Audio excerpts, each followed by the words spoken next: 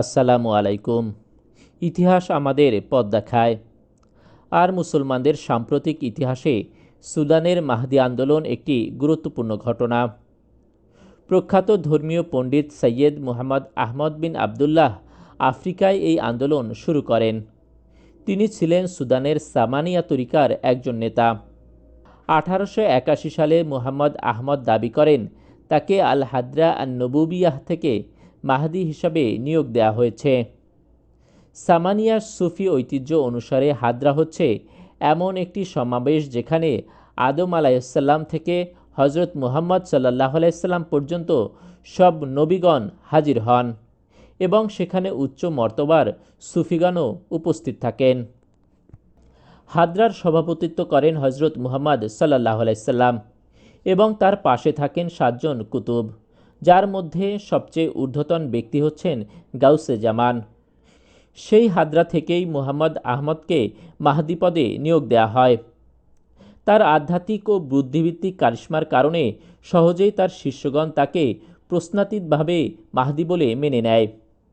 তার মাহদি হওয়ার ঘোষণা এমন এক সময় দেয়া হয় যখন সুদানের জনগণ তুর্কি মিশরীয় জুলুমমূলক পলিসির বিরুদ্ধে বিক্ষুব্ধ ছিল। ফলে সে সময়কার সুদানি অনেক ধর্মীয় সম্প্রদায় ও নেতৃবৃন্দ তাকে সমর্থন জ্ঞাপন করেন।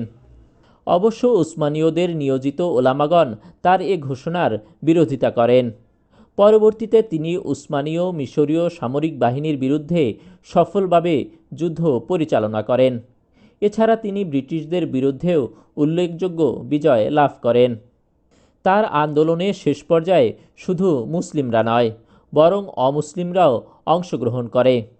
প্রকৃত অর্থেই মাহদি আন্দোলন সুদানের জাতীয় আন্দোলনে পরিণত হয়। তিনি আফ্রিকায় এক বিশাল ইসলামী রাষ্ট্রের জন্ম দেন, যা লোহিত সাগর থেকে সেন্ট্রাল আফ্রিকা পর্যন্ত বিস্তৃত ছিল। কিন্তু দুর্ভাগ্যবশত সৈয়দ মুহাম্মদ আহমদ আল মাহদি খার্তুম জয়ের 6 মাস পর মাত্র 40 বছর বয়সে 1885 সালে হঠাৎ ইন্তেকাল করেন। মৃত্যুর পর তার সমর্থক বাহিনী, যারা আনসার নামে পরিচিত, তারা আবদুল্লাহ ইবনে মুহাম্মদকে নেতা নির্বাচিত করে সদ্য গঠিত রাষ্ট্রটিকে সুসংহত করার চেষ্টা করেন। আবদুল্লাহ ইবনে মুহাম্মদ আল মাহদির প্রধান সহকারী ছিলেন।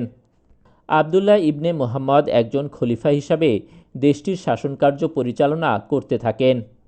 তার নেতৃত্বে মুহাম্মদ আহমদ আল মাহদির ঘোষিত ধর্মীয় ও রাজনৈতিক নীতিমালাকে আরও সামনে এগিয়ে নেয়ার জন্য আনসারগণ আত্মনিয়োগ করেন, কিন্তু দীর্ঘদিন পর্যন্ত তা টিকিয়ে রাখা সম্ভব হয়নি। 1898 সালে ব্রিটিশ মিশরীয় বাহিনী আক্রমণ চালিয়ে মাহদির প্রতিষ্ঠিত রাষ্ট্রটিকে দখল করে নেয়। তারপরও তার বংশধররা সুদানের রাজনীতিতে প্রভাব বিস্তার করে রাখে। মুহাম্মদ আহমদ আল মাহদির পুত্র আব্দুর রহমান মাহদি ব্রিটিশ নিয়ন্ত্রিত সুদানে নতুন মাহদি আন্দোলনের নেতা নির্বাচিত হন। তার জনপ্রিয়তা এতটাই ছিল যে সুদানি জনগণ মনে করত স্বাধীন সুদানের তিনি হবেন বাদশাহ। কিন্তু আব্দুর রহমান মাহদি আধ্যাত্মিক কারণে বাদশাহ উপাধি গ্রহণে অস্বীকৃতি জানান। 1956 সালে সুদানের স্বাধীনতার সময়ে তিনি উম্মাহ পার্টি নামে একটি রাজনৈতিক দল গঠন করেন। বর্তমান সুদানে মুহাম্মদ আহমদ মাহদিকে সম্মানের চোখে দেখা হয় এবং উম্মাহ পার্টিকে তার রাজনৈতিক উত্তরাধিকার বলে বিবেচনা করা হয়।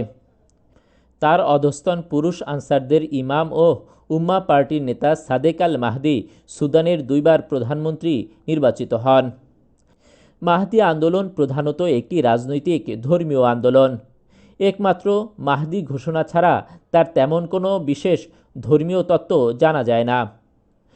তবে তিনি কোনো স্বাধীন ব্যক্তিকে দাসে পরিণত করা যায় না এই পূর্বতন ফতোয়াটি পরিবর্তন করে ঘোষণা করেন, যেসব মুসলিম মাহদিকে সমর্থন করবে না তাদেরকে ধরতে পারলে দাসে পরিণত করা যাবে, আর যেসব অমুসলিম মাহদিকে সমর্থন করবে তাদেরকে দাসে পরিণত করা যাবে না। তিনি উসমানীয় সাম্রাজ্যের বিরুদ্ধে ধর্মীয় কোনো অভিযোগ না এনে তাদের অবিচার ও অত্যাচারের বিরুদ্ধে কথা বলেন এবং স্বাধীন হওয়ার জন্য যুদ্ধ করেন। ধর্মীয় আন্দোলনকে রাজনীতি ও স্বাধীনতা আন্দোলনের কেন্দ্রীয় ভূমিকায় নিয়ে আসার ঐতিহাসিক কৃতিত্ব তাকে আধুনিক মুসলমানদের মহানায়কে পরিণত করেছে। সুদানের মাহদি আন্দোলন সম্পর্কে আপনি কি আগে জানতেন? কেমন লাগলো ভিডিওটি? আপনার মতামত আমাদের কমেন্ট করে জানান। আজকে পর্যন্তই। আল্লাহ হাফেজ।